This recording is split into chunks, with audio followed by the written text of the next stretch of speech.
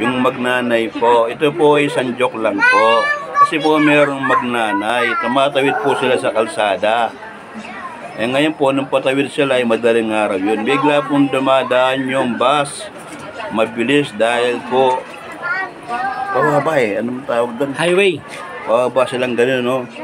Pabulusok. Dahil pabulusok po yung kalsada, kaya po mabilis yung Mazda.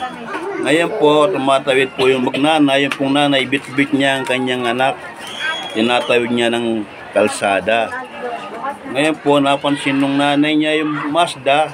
Biglang kumaripas ng takbo yung nanay. Pero nabitawan yung anak niya. Nabitawan po yung anak niya. Nasa gasahan ng Mazda. Kaya po nung nakita nung nanay at nabalikan yung anak niya, nakita niya, nasa gasahan. Nagsisigaw po yung nanay. Ang sabi po niya, Ano sabi?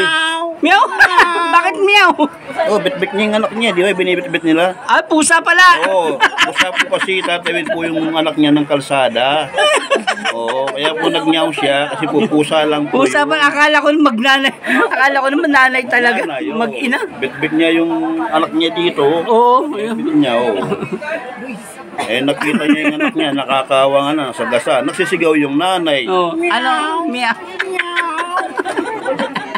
Yun pa na.